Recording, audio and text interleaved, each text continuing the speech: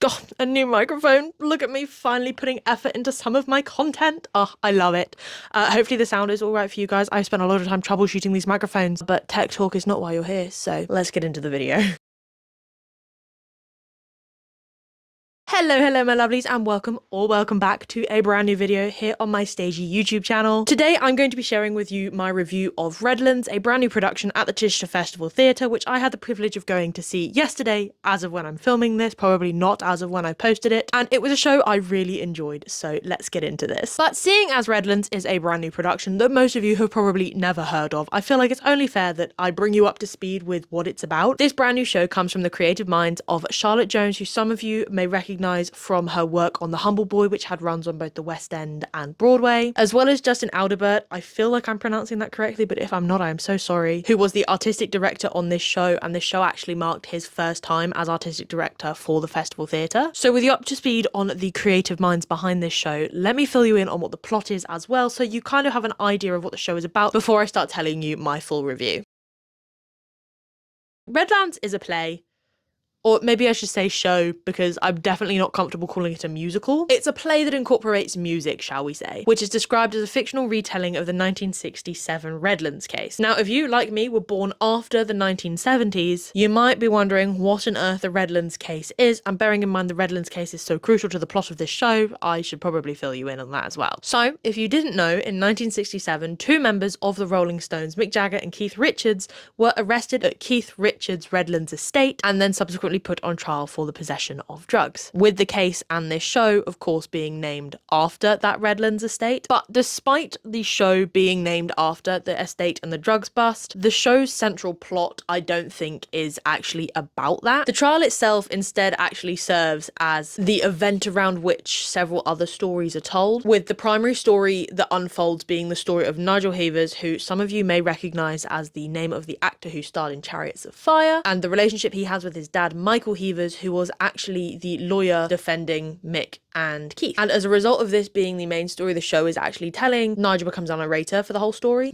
I feel like I'm describing this so badly. Like, that has not done the show justice in any measure. Right, let me rephrase this, because I think breaking it down into at least what I thought the kind of several plots were might make it a little bit easier for you to understand what the show is actually about kind of conceptually, as opposed to me explaining it really badly in detail. So you have plot one, you've got drugs bust, and then the subsequent trial of Keith Richards and Mick Jagger. You have plot two, which is arguably our main plot, which is the story of Nigel Havers and his father Michael, and their relationship and how it evolves as Nigel kind of confesses that he wants to become an actor and not a lawyer like his father. And then finally you have the relationship between Nigel and a woman called Marianne Faithfull, great last name by the way, who was actually the partner at the time to Mick Jagger, and basically the way she encourages him to pursue this career in acting. Right, I think that explains it a lot better than whatever I was trying to do before. So with you guys hopefully all brought up to speed, let's get into the actual review. So if you've been watching any of my other videos, you know that I normally break my reviews down into the good, the bad and the ugly, but I've decided to try and restructure it. The previous structure was very much a way for me to kind of organize my thoughts in a way that felt most coherent, because otherwise I knew I would ramble. But I have subsequently realized that I think organizing it in the good, the bad, the ugly structure definitely led for the reviews to have a tendency of being more negative, or at least coming across as more negative, with the bad and the ugly obviously both being negative categories. So hopefully by rearranging it in the way I am about to, it makes it a lot more of a balanced review, shall we say, or at the very least isn't a gateway for the review to become more negative than it needs to. As usual, we will be starting with the good, which I have rebranded as the highlights. So, the cast. I know, I always start with the cast. I tend to start all of my reviews by praising the cast, because I wanted to be clear that the review I'm about to give is not a direct reflection of the talents and the efforts put in by the cast. And so if there are any negative elements to a review that I give across, I don't want people thinking that that applies to the cast and the performers. I do believe personally that reviews should be separate from performances. You're never going to see me sit here and go, so-and-so was bad, they shouldn't have been cast, because I don't believe that's my job as a reviewer. But I do always like to pick out and highlight some of my favourite performances from the show I have just seen, because I always feel like it's really good to sing people's praises when you get the opportunity to. The three standout performances to me were definitely Lewis Landau as Nigel Havers, Brennock O'Connor as Keith Richards, and Jasper Talbot as Mick Jagger. All three brought this energy to their characters that was just sort of captivating to watch, particularly Brennock and Jasper, who seemed to have this kind of like too cool for school 60s 70s rock star kind of persona nailed down to like their body language, which I just think was fantastic because that was what they were there to portray. Another performance I really enjoyed was definitely Anthony Carth, who was playing Michael Havers, so Nigel's father. I think this had a lot to do with the way he characterized Michael, because it definitely kind of felt to me like a combination of my granddad, who's the man who got me into theatre, by the way, so big up my granddad, as well as Johnny from Schitt's Creek. Like, it was the perfect combination of the two, and I just thought it was a treat to watch.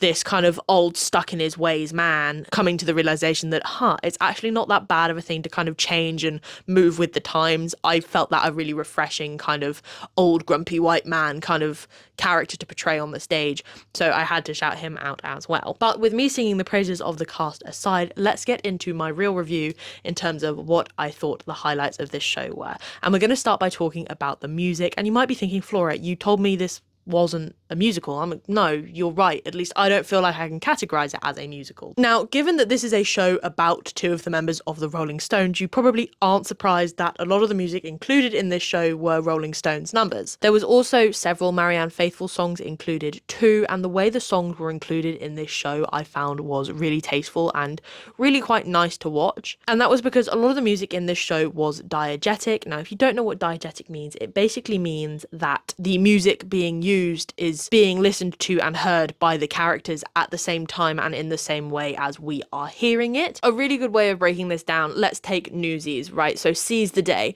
When Jack and Davy are singing at the other Newsies, the Newsies themselves, if you were to kind of extrapolate this outside of the make-believe world of musical theatre, wouldn't be hearing Jack Kelly sing at them. They'd probably be hearing him give a great speech, but because the story is being told as a musical, we are hearing it as a musical number. By contrast, all of the music in this show, because it was diegetic, or at least felt that way to me, I don't know if that was like a purposeful choice, it felt as though the characters in the show were hearing them in real time with us as the audience. This was definitely most prevalent with the Rolling Stones songs. The moments that stood out for me were definitely at the Redlands party at the top of the show, as well as when they were in the courtroom in Act 1 and they sang Can I Get a Witness, which is one of my favourite Rolling Stones songs, by the way, so maybe I'm a little bit biased. It really did feel in both of those scenarios and in other moments throughout the show that the characters of Keith and Mick just broke into song, because that's who they were as characters. Like, they're singing Can I Get a Witness in the courtroom for their fans that were in the courtroom and for the judges and for the jury to kind of vent their frustration at the situation and perhaps them not being heard fairly and things like that. And I thought it was really clever. Like I say, I don't know if this was their intention, but that's definitely how it came across to me. And of course, I know I already sung his praises with regards to the cast earlier, but it is worth pointing out that Brennock O'Connor, who played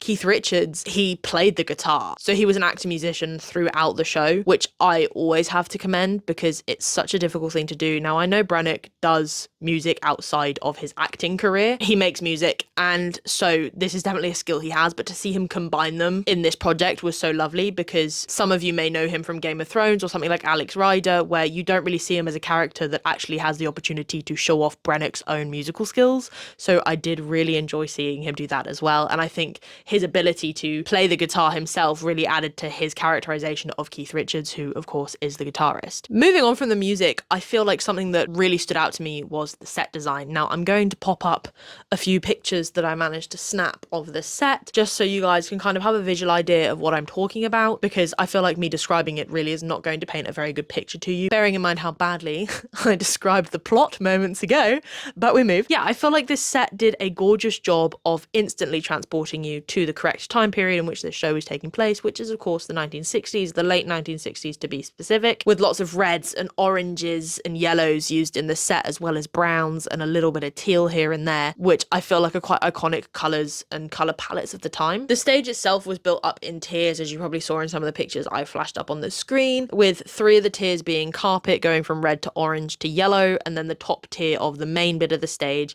being like a kind of linoleum tile, which was kind of greys and bluey green. And like I said earlier, this literally, like, you walked into the theatre and you're like, okay, yeah, no, I'm back in the 60s. There was also a revolve on the upper part of the stage with the red curtain covering it for most of the show, but I thought this was a really interesting tool, not only used throughout the show to kind of imply movement and things, but to also bring set and members of the cast on and off at various points, kind of like a carousel. I really liked that element. It gave it a bit of kinetic energy in places where the scene might otherwise have felt a little bit stagnant, and it was just a little bit more interesting than the classic, like, I'll push it on from the wings kind of vibe. On either side of the set as well, you also had a giant R and a giant S, obviously standing for Rolling Stones, and this was really cool walking in. It gave the theatre a really great light to it, and they were just quite nice to look at, if I'm being quite honest. Like, they were quite eye-catching as you walked in, really big as well, really brightly lit, and I thought that was fantastic. But what was really clever is that the curtain that covered the revolve for most of the show would lift, and you'd see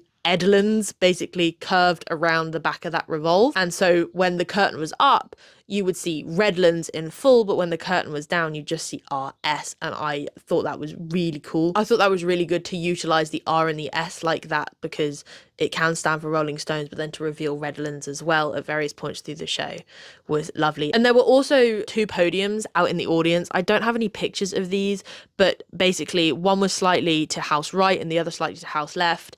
And they were just kind of squares, and at various points throughout the show, these would be utilized by the cast to kind of bring the show further out into the audience. They were also used at various points to represent jail cells, with their smaller surface area really well representing confined space, which I also appreciated. I thought it just added another layer to the set that was already in front of us, kind of allowing the actors to come further back towards the people in the seats further back. And then I don't know, doesn't really fall under set, but I don't really know where else to put it, but it's not enough for it to be kind of its own category. But that's the way that the kind of directions given to the cast allowed them to utilize the full space of the Chichester Festival Theatre. Now, this is something Chichester does very frequently with a lot of its productions, having their cast members run around through the aisles of the audience and things like that. You know, maybe they're running through London like they were in this show, and so they're running in and out of the aisles and things, interacting with the audience as they go past. I feel like, again, as with the podiums, this really allows the show to kind of draw the audience in by bringing the show closer to the audience, if that makes sense. I don't know if that's maybe the correct theatrical term for it, but that's what it feels like. Characters coming down the aisle, people dancing next to you. I feel like it has a really good effect on a show, and like I said, it is an effect that Chichester uses to its advantage a lot. On top of the set really emulating this kind of 60s vibe, the costumes did as well. I thought the costumes for this show were lovely. The way they played with texture and colour was so fun. The diversity of colour and pattern and silhouette on the stage when you had the whole cast out there was really nice to look at, like, collectively. The costumes for Jagger, Richards and Faithful were definitely the most colourful out of all of them, and I do think this really visually represented their youth and extravagance in contrast with, say, a more stuffy character like Michael. Outside of that, again, they really helped to sell the time period. No one had kind of just popped on Amazon and ordered something. Like, these clothes had been really detailedly thought through, and none of them felt too much like a Halloween costume, which can always be a worry when you're doing sort of a period piece like this. I think they were all gorgeously beautiful. Speaking of gorgeously beautiful, I know I keep mentioning him, but Brannock had this gorgeous pair of neon green and black like heels that I was like, when the show's over, can I have them? Those are gorgeous. And I always love it when there is a costume piece that you're really drawn to as an audience member, that you can be like, I want that in my wardrobe. And I wanted his shoes. Speaking of Brannock, again, I know a guitar technically isn't considered a costume piece. It is probably more of a costume prop, shall we say. But I really appreciated the guitar choice made for Brannock in this. I do have to commend the team working on this show that they didn't just pick any old guitar at random, which I feel like is something that it would have been been very easy for a lazier costumes or props person to perhaps do. Instead, Brannick had in his hands a Fender Telecaster that looks exactly like this. And whilst I can guarantee you this one wasn't customized as much as Keith Richards' version of this guitar has been customized, I do appreciate the attention to detail to making sure that Brannick's rendition of Keith Richards had a accurate Keith Richards guitar. I feel like this is a detail that not a lot of people would pick up on, but it's definitely one that I noticed and I really appreciated. Moving on from all of that, another thing that I found really interesting about this show, and something I think I really wanted to make sure I touched on in this review, was the fact that the story actually took me by surprise, and that was something I really enjoyed. Despite the court case being famous because it involves two members of arguably one of the biggest rock bands of all time, certainly one of the most influential, the story itself doesn't center on the case and doesn't star Keith Richards and Mick Jagger as your main characters. Instead, the court case sort of served almost like a plot device around which the main story could unfold. Like, it wasn't what I was expecting going in. I definitely thought it would be more of a story of the Rolling Stones, but I think in the end I appreciated that it wasn't in the end. I also really enjoyed the way that the story was told through Nigel, who, despite this being an ensemble cast, was definitely kind of like the main character of the show. He had a lot of moments where he would break the fourth wall and interact with the audience in a way the other characters didn't really, as if Nigel Havers as a character realized this was a show. And his story, of course, throughout the show is the story of him, I don't want to say coming out, but it's the story of him coming out to his dad as an actor, as opposed to following in the family tradition of becoming a lawyer like his granddad, his dad, and his brother are doing. As such, his fourth wall breaks very much made it feel like we were watching a show that he was perhaps a part of or involved with, acting the story out and taking kind of creative liberties here and there, which he would often joke about, because he is the actor. We are watching his show, and I think this was really interesting narratively, and it was a little bit confusing at first, but ultimately, once you kind of realize that's what was going on, it became a really enjoyable element of the show. And I think having him as a character in it, despite the fact ultimately he has very little to do with the Redlands court case other than the fact his dad was the lawyer involved in it, I think it allowed for a really interesting dynamic to watch as an audience member. And then my final highlight to touch on is definitely going to be the fact they chose to stage this show in Chichester. Now, obviously Chichester is an incredibly well-known producing house within the theatre world here in the UK, but this show really shines in Chichester because of how local it is to Chichester. The Redlands trial actually taking place there. I didn't know this before the show, but Keith Richards literally just has a house. His Redlands house is just down the road from me. Who is using a buzz drill at this time of night? I didn't know this before going into the show, but the Redlands estate, Keith Richards' place, is literally just down the road from me in West Witterings. So the localness of the real life events that are being covered in this show made the show feel right at home at the Chichester Festival Theatre. It also meant many of the jokes could really be tailored to a Chichester dense audience, shall we say. It was very localized humour, which I feel is often very difficult for a show to pull off. It's often touring shows that try to localize humour, but when a show is allowed to be a resident show in an area where there is such a strong local identity like there is in Chichester, they can make these jokes and have really big payoff for them, and I really enjoyed that. All of the Chichester jokes had me and my friend cackling because obviously it's an area we know so well. It's where we're from. And so those are all my highlights. As you can see, this is a show I thoroughly enjoyed and I found it a really interesting watch. It's not a show that I would maybe have gone to see. It was on my radar because Brannick was in it. He is an actor I follow and I do enjoy some of his music outside of his acting career, and so I was aware of the show, but it maybe wasn't one that I perhaps would have gone to see, and so I'm really glad I got the opportunity to. Speaking of the opportunity to, I'd be remiss to not thank the Chichester Festival Theatre for inviting me along to review the show. Without them, this video wouldn't be possible, so thank you, thank you, thank you. And with the thank yous and all of the highlights out of the way, I feel like we should get on to the second part of this video. Now, seeing as I called all of the good the highlights, I figured we would take the bad and the ugly and call it the lowlights. So how about we get to it? The first thing I'm going to mention in this lowlights category is definitely going to be the thrust. That sounded really weird. Let me give you a bit of context. Chichester Festival Theatre is quite a defined thrust theatre, with the stage very much being engulfed by the audience. And I feel like this stage style, combined with some of the staging choices made for this show, did definitely hinder my understanding of some scenes. There were some moments that felt kind of tucked away to one side of the stage, meaning in that scene a lot of the actors might have their backs to you.